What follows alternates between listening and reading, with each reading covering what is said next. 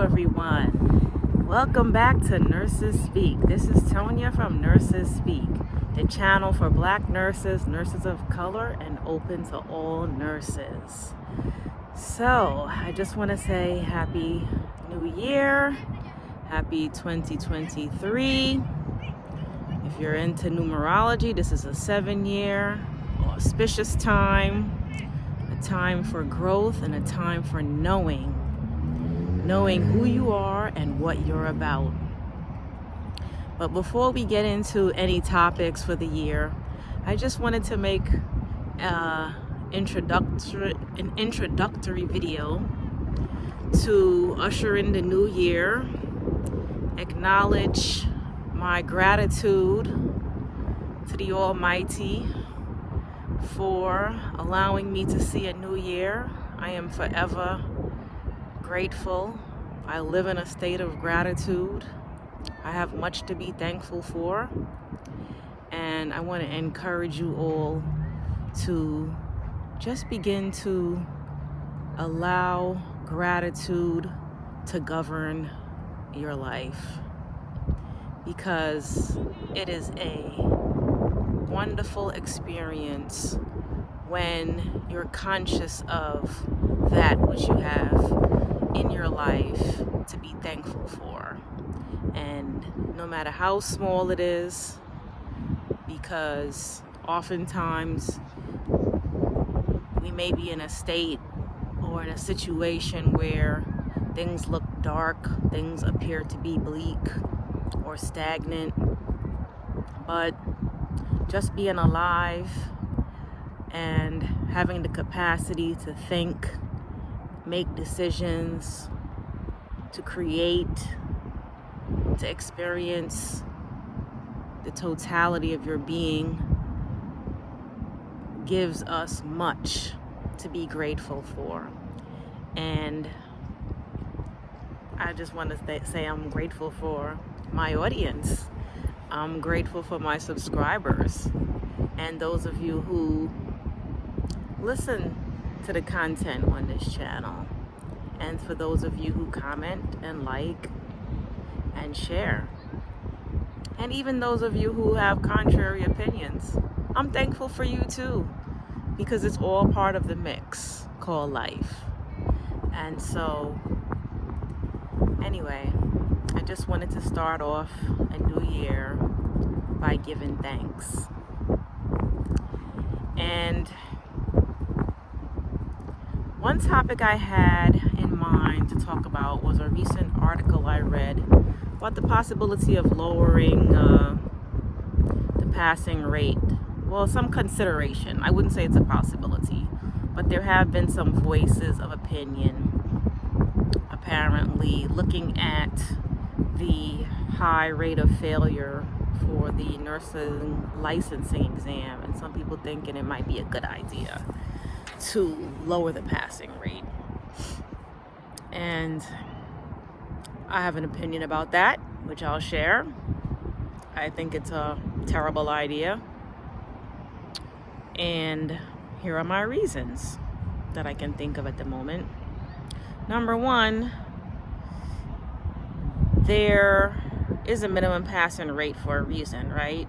I mean, it's expected if someone is going to be given a professional licensure to service the public, there needs to be some basic standards in place.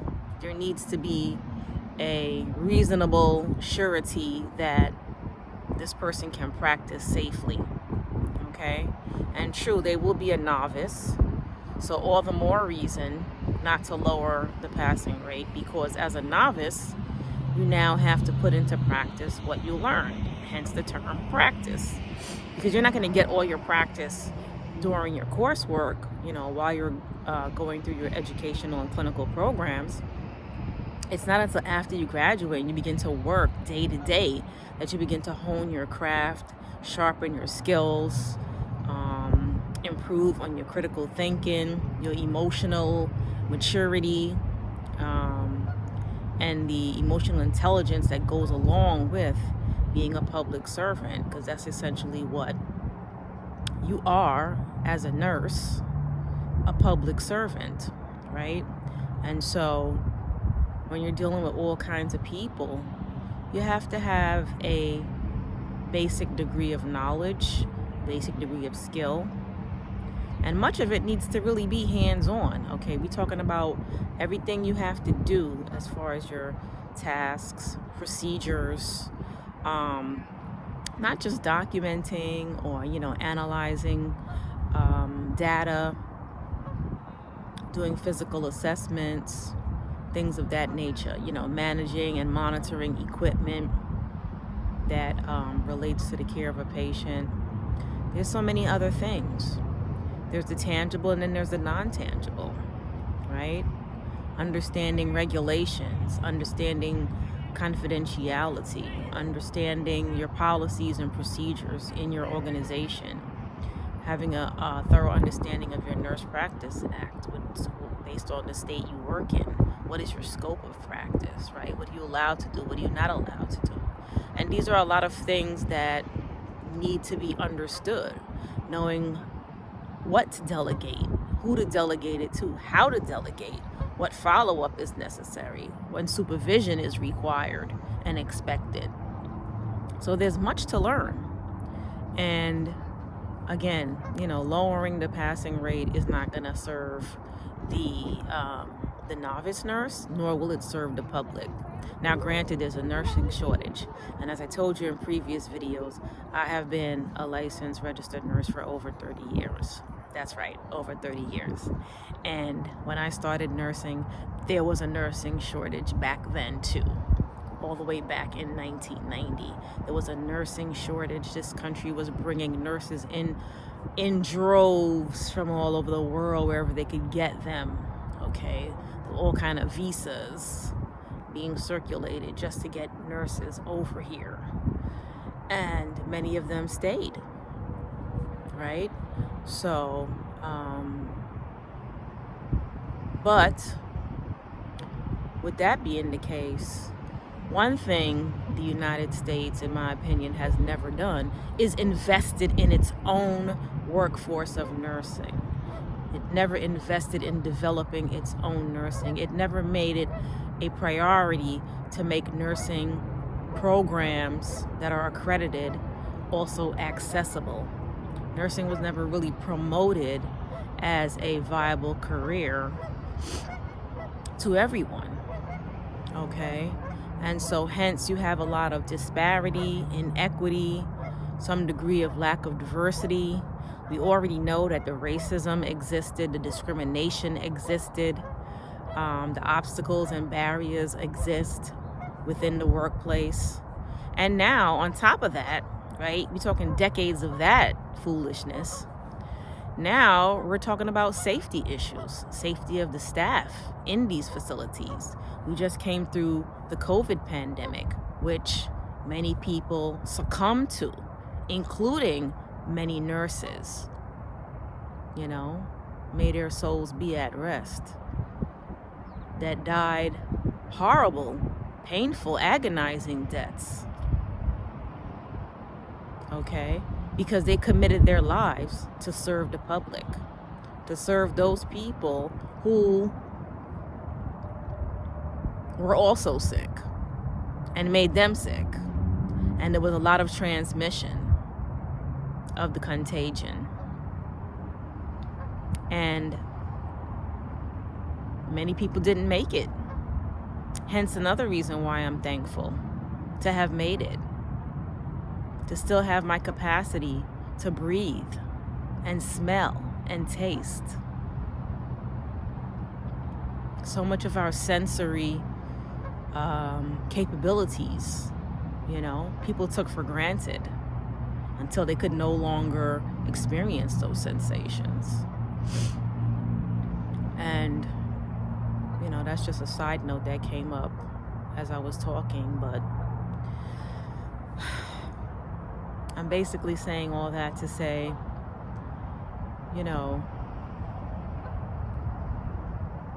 there wasn't much invested in the continuation and growth of a robust nursing workforce.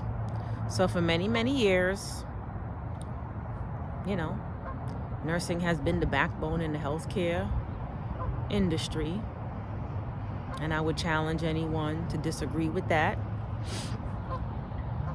Because we know all what nurses do, can do, have been doing, right? And for those of you old school nurses, you OGs out there, you know that there isn't anything that's not our job, right? Let's keep it real. We can do it all. And oftentimes the expectation is that we do it all.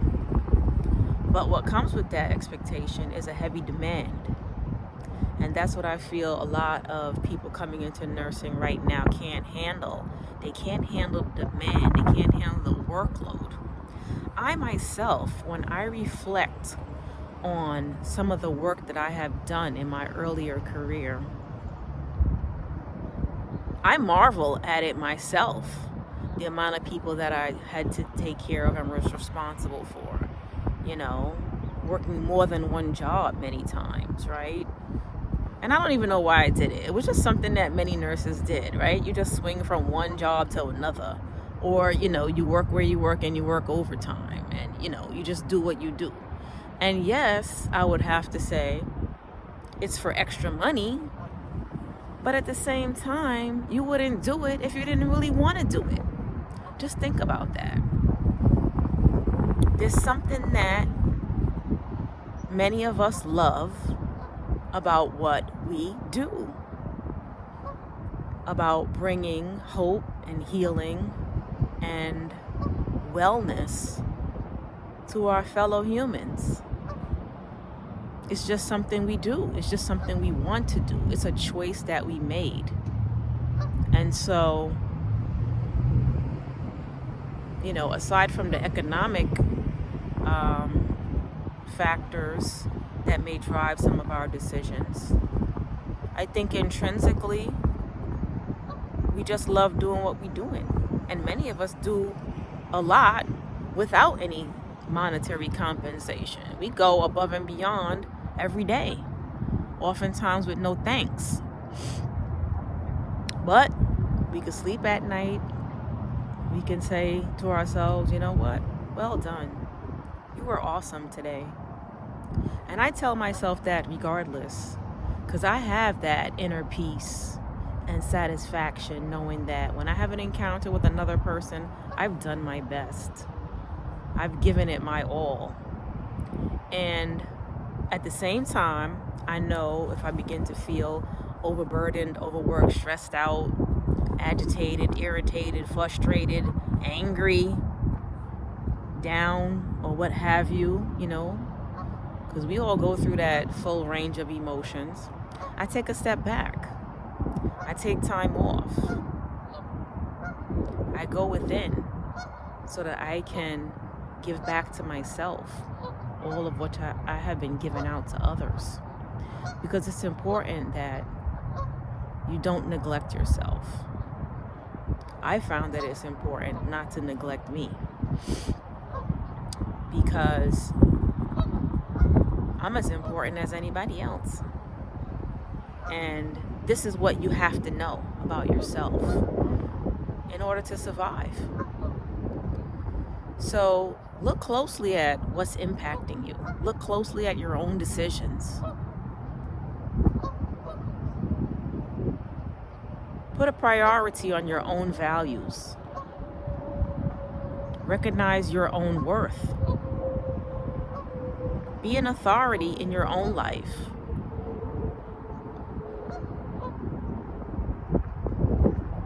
And don't relinquish your power to others.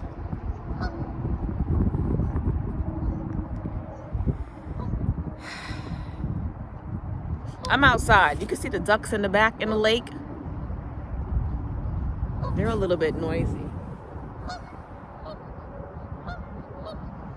Ducks or geese. I think they're geese. Oh, maybe ducks. I don't even know. Those of you who are really into wildlife and nature, you might know the sound of that, if it's a duck or a geese. But they're having a good time in this cold water. Matter of fact, There are some days when there's actually swans out here. I've captured a few photos of a couple of swans. But I'm outside. It's cold. I'm going to do some walking before it gets dark, because it still gets dark pretty early. And it's late afternoon. It's very overcast. I'm hoping that it's not going to rain. But, you know, I just wanted to sit down at one of these tables out here and make this video and just acknowledge the gratitude. And, you know, I do some videos outdoors because I like being outdoors. I like the fresh air, the cool breeze, the trees, you know, just seeing nature. I feel like I can breathe more deeply outside. I have the air. It feels good. Can't say I'm really a big fan of the cold. Right now I'm ready to boycott winter, like my good friend Stephanie Perry. She's got her hashtag boycott winter merch. Check her out. She's all about, you know, taking a sabbatical, living with ease. And there's others out there that I also listen to and subscribe to. You know, Rashida, Dow, and Adelia, Aborishade, just to name a few.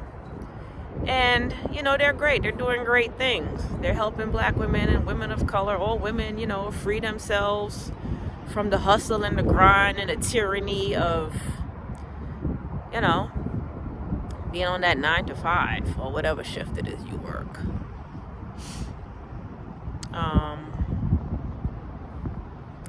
But I'm here in my little corner of the world. I'm here for nurses. I'm here for nurses to understand their inherent worth, their power, their beauty and strength. And it has nothing to do with credentials. It has nothing to do with degrees. It has nothing to do with your income or where you work or anything like that. It's just all about you. It is all about you. So, thank you for listening. And until next time, this is Tonya at Nurses Speak, the channel for nurses where your voice can be heard and no topic is off limits. I am looking forward to a wonderful year with tremendously great things happening. Planning some more interviews. Gonna bring on some broader range of topics and hear some more nursing voices. So until next time, thank you for listening, thank you for watching, and be well.